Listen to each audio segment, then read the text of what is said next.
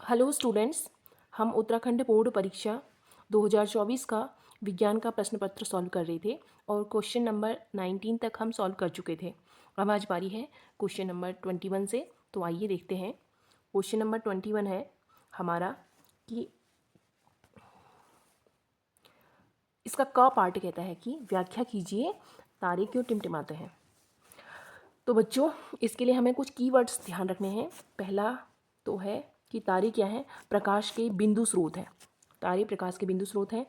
वायुमंडलीय अपवर्तन के कारण टिमटिमाते हैं और वायुमंडल की बदलती भौतिक अवस्थाओं के कारण तारों से आने वाला प्रकाश बदलता रहता है। तो इसका एक जो सिंपल आंसर होता है वो मैंने लिखा हुआ है, तो देख लेते हैं। तारे प्रकाश के वायुमंडलीय अपवर्तन के कारण टिमटिमाते हैं। दूर स्थित तारा प्रकाश के एक बिंदु स्रोत की तरह है। पृथ्वी के वायुमंडल की बदलती भौतिक अवस्थाओं के कारण तारों से आने वाला प्रकाश लगातार बदलता रहता है, जिस कारण कभी कोई तारा चमकीला और कभी धुंधला दिखाई देता है। यही टिमटिमाहट है। एक शॉर्ट जो छोटा सा आंसर हो सकता है वो लिखा गया है। इसका ख पार्ट कहता है स्वच्छ आकाश का रंग नीला क्यों होता है। तो इसका एक जो सिंपल सा आंसर है वो है प्रकाश के प्रकीर्णन के कारण। तो हम कैसे लिखेंगे? सूर्य का प्रकाश वायुमंडल से गुजरता है तो वायु के सूक्ष्म कण लाल रंग जिसकी तरंग दैर्ध्य बड़ी है की अपेक्षा नीले रंग जिसकी तरंग दैर्ध्य छोटी है का प्रकीर्णन अधिक मात्रा में करते हैं। यही प्रकीर्णित प्रकाश हमारी आंखों में पहुंचता है और हमें आकाश नीले रंग का दिखाई देता है। ये सारे क्वेश्चन 1 मार्क के हैं, इसलिए इनको जितना हो सके उतना प्रिसाइज किया गया है। अभिनेत्र लेंस की वह क्षमता जिसके कारण वह अपनी फोकस दूरी को समायोजित कर पाता है समंजन क्षमता कहलाती है। तो गौ पूछा गया था हमसे, नेत्र की समंजन क्षमता से क्या अभिप्राय है। तो इस प्रकार से 20वां क्वेश्चन हमारा कंप्लीट हुआ। आइए चलते हैं क्वेश्चन नंबर 21 में। क्वेश्चन नंबर 21 कहता है कि विद्युत सामर्थ्य शक्ति को परिभाषित कीजिए और इसका एसआई मात्रक लिखिए। क्वेश्चन के दो भाग हैं। पहले भाग में इसने परिभाषा पूछी है केवल, तो हम लिखेंगे ऊर्जा के उपभुक्त होने की दर शक्ति कहलाती है। इसको पी द्वारा निरूपित किया जाता है। मात्रक क्या हो जाएगा? वाट। हमने फॉर्मूला लिख दिया P इजिकल टू वी आई, और थोड़ा और इन्हेंस करने के लिए हमने लिख लिया 1 watt equal to 1 volt into 1 ampere. यानी किसी विद्युत तार के दो सिरों का विभवांतर अगर 1 वोल्ट है, प्रवाहित होने वाली विद्युत धारा 1 एम्पियर है, तो उपभुक्त ऊर्जा के उपभुक्त होने की दर 1 वाट होगी। ख कहता है क्वेश्चन का कि दो चुंबकीय क्षेत्रिकाएं एक दूसरे को प्रतिच्छेद क्यों नहीं करती हैं। तो होगा क्या? अगर दो चुंबकीय क्षेत्रिकाएं एक दूसरे को कभी प्रतिच्छेद करेंगी तो प्रतिच्छेद बिंदु पर अगर हमने कंपास रख लिया, दिक्सूचक रख लिया, तो उसकी दो दिशाएं होंगी। लेकिन हमें तो पता है ना, दिक्सूचक की केवल एक ही दिशा हो सकती है जो नॉर्थ की ओर संकेत करती है। तो आपको यही बात अपने आंसर में मेंशन कर देनी है। तो आइए आगे बढ़ते हैं। क्वेश्चन नंबर 22 ये सॉल्व करने वाला क्वेश्चन है, देख लेते हैं। एक टॉर्च के बल्ब में 5 वोल्ट 500 मिली एम्पियर अंकित है। तो ये जो 500 मिली एम्पियर है, पहले हम इसे एम्पियर में बदलेंगे। तो एम्पियर में बदलने के लिए क्या करेंगे? 500 बट्टे 1000, 0 से 0 कैंसिल आउट, तो 5 1 जा 5, 5 2 जा 10, 1/2 यानी 0.5 एम्पियर। एक चीज़ सॉल्व हो गई। अब हमें फॉर्मूला लगाना है V equal to I R, ohm का नियम। तो हमें ज्ञात करना है R, तो R इजिकल टू V बटा आई हो जाएगा। तो R इजिकल टू V की जगह हमने रख लिया 5 और 5 वोल्ट, और I की जगह रख लिया 0.5 एम्पियर। सॉल्व करेंगे, दशमलव हटा ऊपर एक जीरो बढ़ता है, 5.50। तो हमारा आंसर यहाँ से क्या आ गया? 10 और ओम। R का मात्रक हो जाएगा ओम। तो ये हमारा आंसर निकल आया 10 ओम।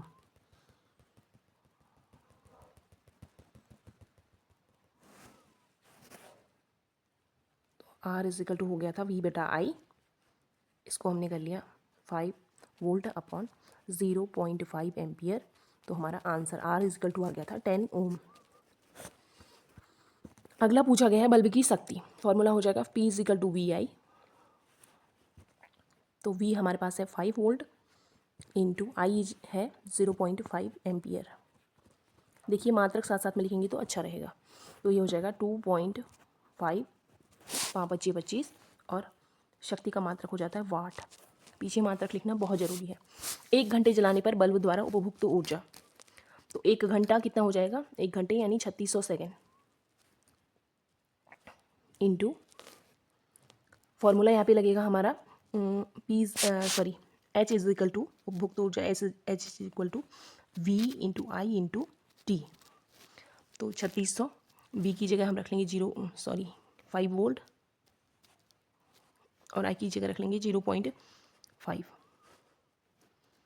एम्पियर। इसको सॉल्व कर लेंगे तो हमारे पास क्या हो जाएगा, 5 × 25 2.5 0 25 150 0 15 25 75 और 9000 जूल, H यानी ऊष्मा जूल, और इसको हम लिख सकते हैं 9 किलो जूल भी लिख सकते हैं, 9 किलो जूल भी लिख सकते हैं। तो ये हमारा क्या हो जाएगा, आंसर हो जाएगा। तो आपने 3 चीज़ें करने पे आपको 3 मार्क्स मिल गए। तो मेरी राय है कि न्यूमेरिकल करना ज़्यादा बेहतर है, क्योंकि न्यूमेरिकल में आपने आंसर सही निकाला तो आपको फुल मार्क मिलेगा। नेक्स्ट क्वेश्चन को देखते हैं। अगला क्वेश्चन है क्वेश्चन नंबर 23। क्वेश्चन कहता है ओजोन क्या है तथा किसी पारितंत्र को किस प्रकार प्रभावित करती है। तो ओजोन क्या है, ओजोन पहली बात तो ऑक्सीजन के 3 परमाणुओं से मिलकर बना एक अणु है। हमने बता दिया ओजोन क्या है, कहाँ पाई जाती है, समताप मंडल में पाई जाती है, पृथ्वी के चारों ओर एक रक्षात्मक आवरण है, और काम क्या है इसका, सूर्य के प्रकाश से हानिकारक पराबैंगनी किरणों को अवशोषित कर लेना। पृथ्वी के पारितंत्र के लिए सुरक्षा छतरी के रूप में काम करती है। और ये जो पराबैंगनी हानिकारक किरणें हैं ये हमें त्वचा कैंसर, मोतियाबिंद, 1 नंबर का क्वेश्चन ये भी कभी बन सकता है कि कौन सी बीमारी हो सकती है, त्वचा कैंसर या मोतियाबिंद का कारण बनती है। हाल के वर्षों में ओजोन की मात्रा में तेजी से गिरावट आई है, यानी ओजोन कम होने लगी है। इसका मुख्य कारण CFC को माना गया है, ये भी 1 नंबर का क्वेश्चन है। CFC यानी क्लोरोफ्लोरोकार्बन। इसका काम क्या होता है, अग्निशमन और शीतलन के लिए प्रयोग किया जाता है। 1987 में क्योटो प्रोटोकॉल के तहत CFC के उत्पादन को सीमित करने पर विश्व के देशों में सहमति बनी। और एक एडिशनल इन्फॉर्मेशन, 16 सितंबर को विश्व ओजोन दिवस मनाया जाता है। तो आपने पूरी बात को कंक्लूड कर दिया है। तो इस तरह से आप आंसर लिख सकते हैं। आइए आगे बढ़ते हैं। नेक्स्ट क्वेश्चन देखते हैं। अगला क्वेश्चन है इसका ख पार्ट। ये कहता है जैव आवर्धन किसे कहते हैं। तो देखते हैं जैव आवर्धन यानी बायोमैग्निफिकेशन किसे कहते हैं। विभिन्न फसलों में हम क्या करते हैं, कीटनाशक डालते हैं या पीड़कनाशक डालते हैं। क्यों, इन्हें रोग से बचाने के लिए। और ये क्या है, वास्तव में ये रसायन है। और जब हमने इन्हें मिट्टी में डाला तो मिट्टी से बह करके पानी के स्रोतों में चले गए और वहाँ से मिट्टी ने इन्हें दोबारा अवशोषित किया और ये ऐसे करके खाद्य श्रृंखला का हिस्सा बन गए। जैसे आपके खेतों में डाला जाता है कोई कीटनाशक, उसे आपने सब्जी लगाई तो सब्जी में चले गया, सब्जी को हमने खाया तो हमारे अंदर आ गया, क्योंकि ये अजैव निम्नीकृत है। अजैव निम्नीकृत का मतलब है कि ऐसे पदार्थ जो स्वयं समाप्त नहीं होते हैं और सालों साल हमारी खाद्य श्रृंखला में बने रहते हैं और एक जीव से दूसरे जीव में जाते रहते हैं। अतः प्रत्येक पोषी स्तर पर उत्तरोत्तर यानी ऊपर की ओर संग्रहित होते जाते हैं। हमारे शरीर में यह रसायन सर्वाधिक मात्रा में संचित हो जाते हैं और यह कैंसर कारक है। यह प्रक्रिया जैव आवर्धन कहलाती है। तो आपने ये आंसर दे दिया। नेक्स्ट इसका अथवा जो पार्ट था वो भी मैंने सॉल्व किया है। किसी पारितंत्र में ऊर्जा के प्रवाह का सचित्र वर्णन कीजिए। तो बच्चों इसके लिए आपके लिए एक जो डायग्राम वो भी लगाया गया है। ऊर्जा का प्रवाह कैसा होता है, एक दिशी होता है, यानी एक दिशा में होता है। इस प्रकार यह सूर्य के प्रकाश से शुरू होता है, फिर उत्पादक, फिर शाकाहारी और मांसाहारी से होते हुए शीर्ष मांसाहारी तक जाता है। और एक इम्पॉर्टेंट बात कि प्रत्येक ऊर्जा स्तर पर 10% ऊर्जा का ह्रास होता रहता है। यानी सूर्य के प्रकाश से जितनी ऊर्जा उत्पादकों ने ली, उत्पादकों को ग्रहण करने पर शाकाहारियों के पास उसकी केवल 10% ऊर्जा ट्रांसफ़र होगी। तो ये आपने आंसर दे दिया। आइए अब इसका ख देखते हैं। अथवा का ख कहता है क्या होगा यदि हम एक पोषी स्तर के सभी जीवों को समाप्त कर दें। बहुत ध्यान से इनका आंसर देना होता है। एक पोषी स्तर के सभी जीवों को मार दें तो अगले पोषी स्तर पर ऊर्जा का प्रवाह बंद हो जाएगा। अभी हमने खाद्य श्रृंखला में देखा था, जिससे पारिस्थितिक तंत्र का संतुलन बिगड़ जाएगा, जिस कारण अगले पोषी स्तर के जीवों का जीवन कठिन हो जाएगा और उस पोषी स्तर पर आबादी की भारी वृद्धि हो जाएगी। तो इस तरह से आंसर हो गया। अगला नेक्स्ट क्वेश्चन है 24वें का क। किसी पदार्थ X का उपयोग सफ़ेदी के लिए किया जाता है। पदार्थ का नाम व सूत्र और पदार्थ X की जल के साथ अभिक्रिया। तो पदार्थ का नाम हो जाएगा कैल्शियम ऑक्साइड यानी CaO। कैल्शियम ऑक्साइड का उपयोग हम दीवारों में सफ़ेदी के लिए करते हैं। इसकी जल के साथ अभिक्रिया भी लिख लेंगे, CaO + H2O,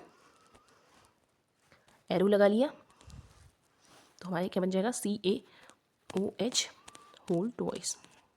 अब बच्चों ध्यान रखिए, जब हम दीवारों में चूना लगाते हैं तो तुरंत तो सफ़ेदी नहीं आती है। वास्तव में होता क्या है, ये जो CaOH का होल ट्वाइस है ये कुछ दिनों बाद कार्बन डाइऑक्साइड से क्रिया कराएगा और उत्पाद बनाएगा CaCO3, जिसकी वजह से चमक आती है। और यह CaCO3 क्या है, संगमरमर, चौक भी CaCO3 है। नेक्स्ट क्वेश्चन देखते हैं।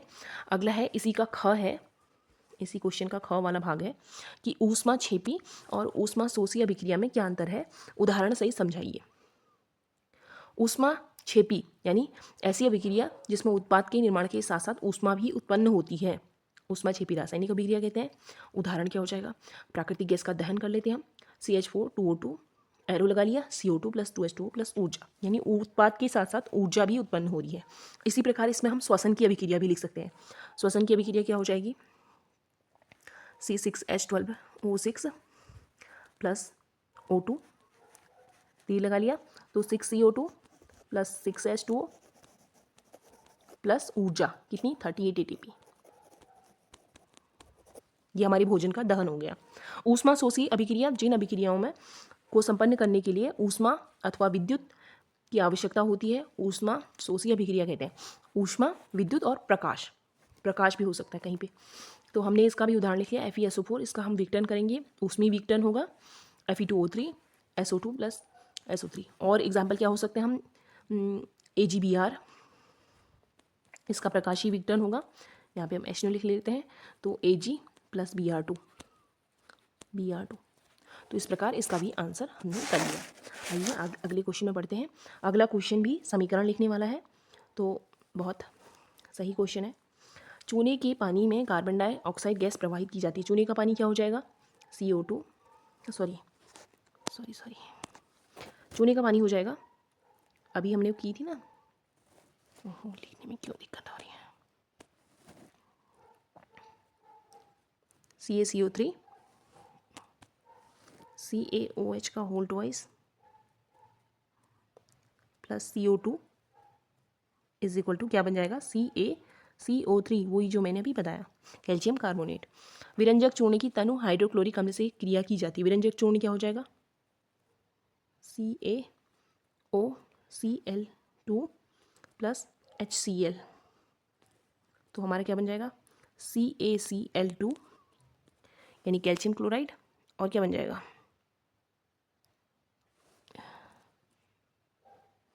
H2O + Cl2।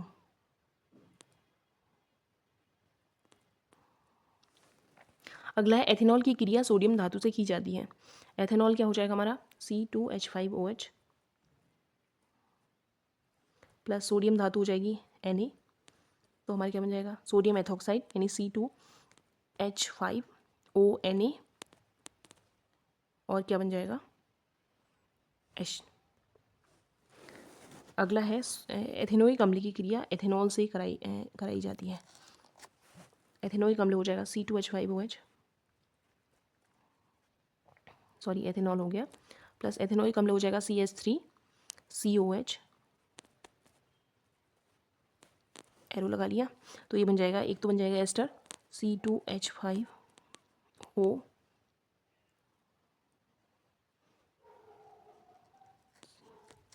CH3, और बच क्या जाएगा, H2O बच जाएगा, + H2O पानी।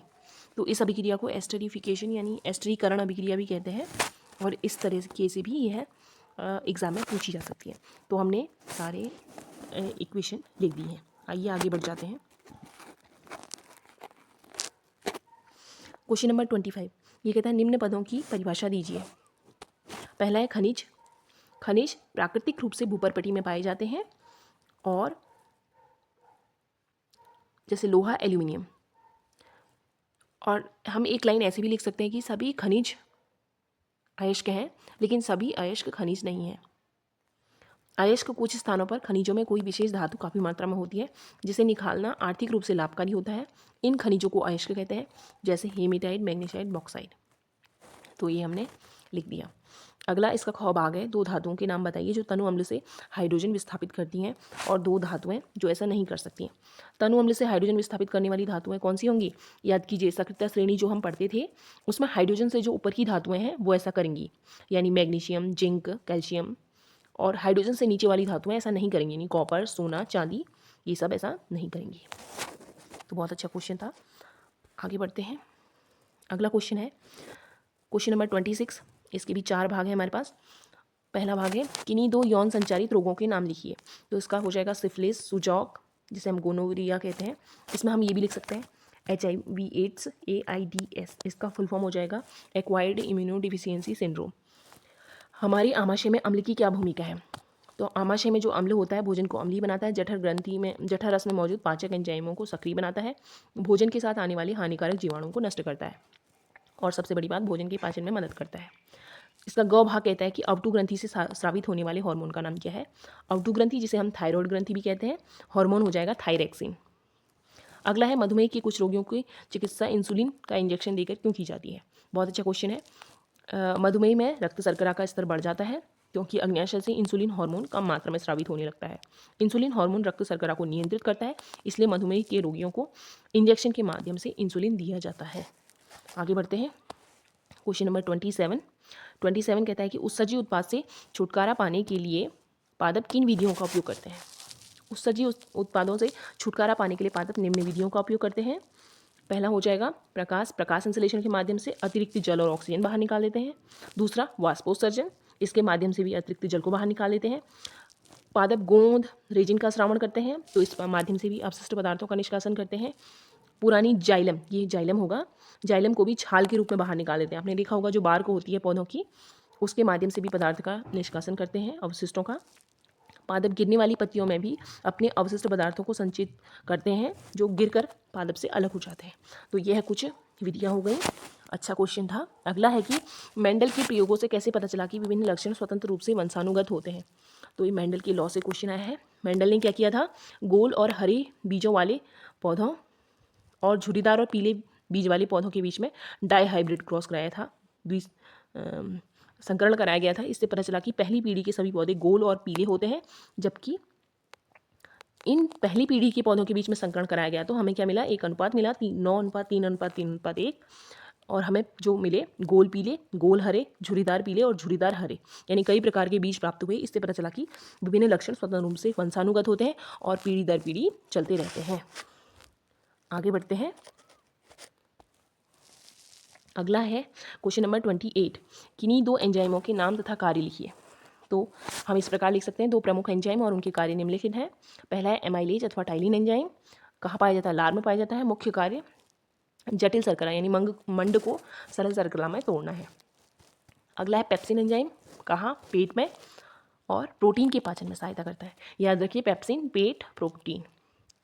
इस प्रकार ट्रिप्सिन एंजाइम होता है, वह छोटी आंत में पाया जाता है, प्रोटीन के पाचन में सहायता करता है। लाइपेज एंजाइम छोटी आंत में वसा के पाचन में सहायता करता है। तो ये भी हो गया। अगला इसका ख भाग है कि एक कोशिकीय अथवा बहुकोशिकीय जीवों की जनन पद्धति में क्या अंतर है। आप इस क्वेश्चन को ऐसे करके भी कर सकते हैं, दो पार्ट करके, एक इधर एक इधर। तो मैंने सीधी लिख दिया है, एक कोशिकीय जीवों में जनन डैश करके, एक कोशिकीय जीवों में केवल एक जनक की ही आवश्यकता होती है, और क्या होता है, मात्र कोशिका दो या दो से अधिक पुत्री कोशिकाओं में विभक्त हो जाती है। उदाहरण देना बहुत जरूरी है, अमीबा, स्पाइरोगायरा इत्यादि। बहुकोशिकीय जीवों में जनन कैसे होता है? बहुकोशिकीय जीवों में दो जनकों की आवश्यकता होती है, नर और मादा। ये क्या बनाते हैं, नर तथा मादा युग्मक बनाते हैं जो युग्मनज का निर्माण करते हैं, और यह विकसित होकर भ्रूण में बदल जाता है। तो यह हमारा आंसर हो गया। अगला है इसका अथवा क्वेश्चन, यह है प्रकाश की दिशा में पादप की जो अनुक्रिया होती है उसे चित्र सही समझाइए। तो हमने एक लाइन में आंसर में लिख लिया। पहले प्रकाश की दिशा में पौधे की अनुक्रिया को प्रकाशानुवर्तन कहते हैं, और ये हमने एनसीईआरटी में डायग्राम है, आपको डायग्राम बना लेना है। क्या हो रहा है कि हमने एक शंकु फ्लास्क लिया है, इसमें सेम का पौधा लगा लिया है, और ये खिड़की से एक तरफ से प्रकाश आ रहा है, तो पौधे की गति प्रकाश की ओर ही होगी। इसका ख भाग है, स्वपोषी तथा विषमपोषी में क्या अंतर है। तो पादप जो अपना भोजन स्वयं प्रकाश संश्लेषण की क्रिया द्वारा संश्लेषित करते हैं स्वपोषी कहलाते हैं, जैसे हरे पालक। विषमपोषी ऐसे जंतुओं को कहा जाता है जो अपने भोजन के लिए स्वपोषी अर्थात उत्पादकों पर प्रत्यक्ष या परोक्ष रूप से निर्भर रहते हैं, जैसे मानव तथा उच्च वर्ग के जंतु। आगे बढ़ते हैं। अगला हो जाएगा, ये बड़ा अच्छा सा क्वेश्चन है, एक न्यूमेरिकल है, क्वेश्चन नंबर 29। 3 सेंटीमीटर आकार की वस्तु 15 सेंटीमीटर फोकस दूरी के अवतल दर्पण से 10 सेंटीमीटर की दूरी पर रखी है। स्थिति, प्रकृति तथा आकार ज्ञात कीजिए। तो उसके लिए हमारा दर्पण सूत्र लगेगा 1/f=1/v + 1/u। तो हमें क्या पता है, हमें v पता है, हमें f पता है,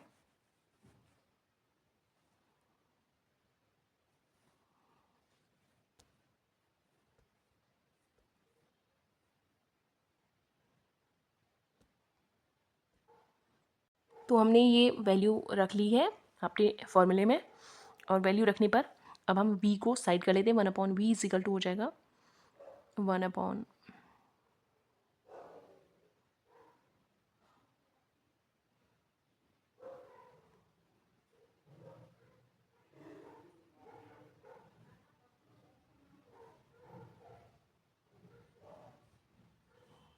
एलसीएम ले लेंगे हम इनका। एलसीएम लेके क्या हो जाएगा, -30 आ जाएगा। 10 2 सा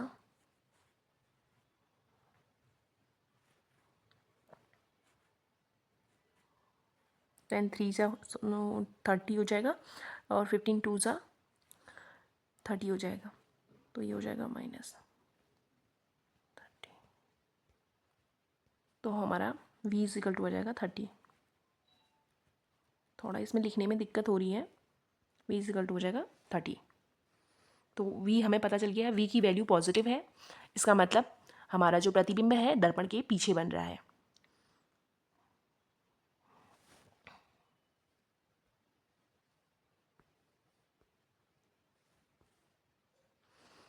इसका अथवा भाग है, किरण आरेख की सहायता से समझाइए कि आंशिक रूप से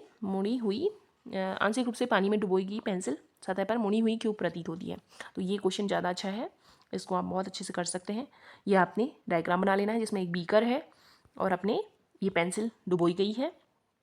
तो होगा क्या कि जब आपकी पेंसिल का ए पॉइंट जो पानी में डूबा हुआ है और ये बी सिरा है, तो आप ऐसे लिख सकते हैं, माना पेंसिल की अंतिम बिंदु ए से प्रकाश किरण ए बी के रूप में आ रही है, और ये सघन माध्यम हो जाएगा, ये विरल माध्यम हो जाएगा।